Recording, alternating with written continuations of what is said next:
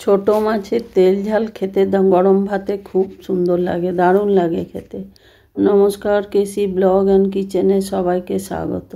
দেখুন, আসুন আমি দেখে নিই ছোট মাছ এনে কিভাবে আমি তেল ঝাল বানাচ্ছি। মাছগুলো নিয়ে ভালো করে ধুয়ে পরিষ্কার করে কেটে নিয়েছিলাম। আমি মাছগুলো বেশি বড় ছিল, গোটা গোটা ছিল, সেই জন্য কেটে কয়েকটা ছোট করে নিয়েছি, লেজা মুড়ো করে নিয়েছি। করে নেওয়ার পর নুন হলুদ মাখিয়ে ওগুলোকে ভালো করে নুন হলুদ দিয়ে মেখে রেখে দিলাম কিছুক্ষণ। দেখুন, আর একটু হলুদটা আমি মাছে কিন্তু একটু হলুদটা বেশি দিই, কেন কি মাছের এমনিতে আঁশটে যে গন্ধ থাকে সেইগুলো হলুদ বেশি দিলে থাকে না। তারপর এইদিকে আমি মাছের জন্য মশলা করে নেব।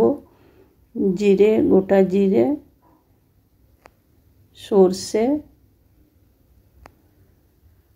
আর আদা আর কাঁচা লঙ্কা, এগুলো আমি পিষে রেখে নেব মিক্সিতে। কেন কি এগুলোর তো মাছের তেল ঝাল হলে সর্ষে লাগে, আপনারা সাদা চাইলে সাদা সর্ষেও দিতে পারেন। আমি কালো সর্ষে ছিল তাই কালো সর্ষে দিয়েছি। দেখুন, এইদিকে আমি কড়াইটা গরম করে তেলটাও আমার গরম হয়ে গেছে। এবার আমি একটা একটা করে এই মাছগুলো সব ভেজে নেব। দেখুন আমি মাছগুলো কেমনভাবে কেটেছি, আপনারা গোটাও রাখতে পারেন। আমি যেহেতু বেশি বড় ছিল বলে কেটে নিয়েছিলাম। এবার মাছগুলো আমি উল্টে পাল্টে লাল করে ভেজে নিলাম। ভেজে নেবার পর আমি একটা একটা করে সবগুলো উঠিয়ে নেব।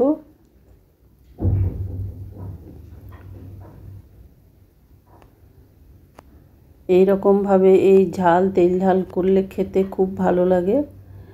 সব সময় বেশিরভাগ সময়তেই তো আমরা বড় মাছ আদা জিরে দিয়ে পেঁয়াজ রসুন দিয়ে করি। দেখুন সব মাছগুলো আমি একটা একটা করে ভেজে নিলাম। ভেজে নিয়ে এইদিকে একটা অন্য কড়াইয়ে আমি তেল 5 ফোড়ন দিয়ে দিলাম। তারপরে পেঁয়াজগুলো কেটে কেটে ছোট ছোট করে রেখেছিলাম, সেইগুলোও আমি দিয়ে দিলাম। আর একটু পেঁয়াজ রাখা রয়ে গেছিলো, সেইটাও আমি মিলিয়ে দিলাম ওইটার সাথে।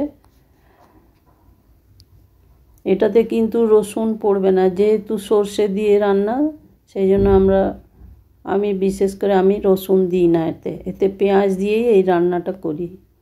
আর এটা খেতেও ভীষণ সুস্বাদু লাগে।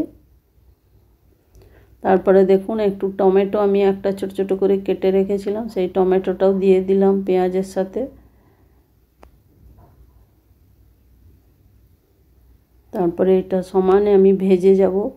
পেঁয়াজ আর টমেটোটা একদম লাল লাল হয়ে যাবে পেঁয়াজটা।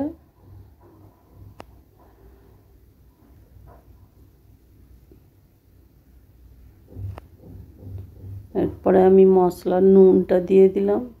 একটু তেল ঝাল একটু ঝোল ঝোল হয় সেই পরিমাণে নুনটা আপনারা দেবেন। নুন দিলাম, হলুদও দিয়ে দিলাম। এবারে একটু শুকনো লঙ্কার গুঁড়ো মানে কাশ্মীরি লঙ্কার গুঁড়ো একটু দিয়ে দিলাম কালারের জন্য, যেহেতু আমি ওইটাতে কাঁচা লঙ্কা পেস্ট করেছি মশলার সাথে, এই জন্য একটুই দিলাম এটা। এবার এটার মশলাটা দেখুন আমার ভাজা হয়ে গেছে পেঁয়াজ বা টমেটোটা। এইবার যে মশলাটা আমি মিক্সিতে পিষে রেখেছিলাম, এটা আপনারা শিলেও পিষে নিতে পারেন, কখনো কখনো আমি শিলেও পিষে নিই। জিরে সর্ষে আদা লঙ্কা সেইটা আমি এবারে এটাতে দিয়ে দেবো। সর্ষে দিয়ে কিন্তু এমনি শুকনো ভাজলে কিন্তু তরকারি একটু তেতো তেতো হয়ে যায়, কিন্তু একটু জল দিয়ে দিয়ে ভাজলে সেই তরকারিতে কিন্তু তেতো ভাবটা আসে না, কালো সর্ষে বিশেষ করে। এবার আমি জল দিয়ে দিয়েছিলাম, এবারে একটু নেড়ে চেড়ে নিলাম। দেখুন ভাজা হয়ে গেছে। আর সর্ষে দিলে খুব বেশি ভাজতেও নেই। এবার আমার হয়ে গেছে, আমি জলও দিয়ে দিলাম, ঝোলটা আমার ফুটে এসছে। এবার আমি সব মাছগুলো একটা একটা করে দিয়ে দেবো এটাতে।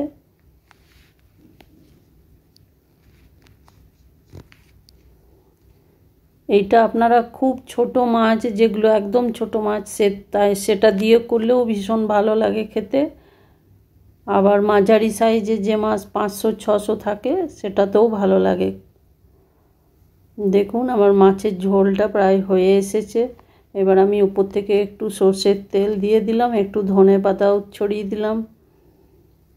আমার মাছের ঝোলটা বা ঝাল, মাছের ঝাল যাই বলুন, সেটা আমার রেডি হয়ে গেছে। কারণ একদম তেলটা লাস্টে দিতে হয়।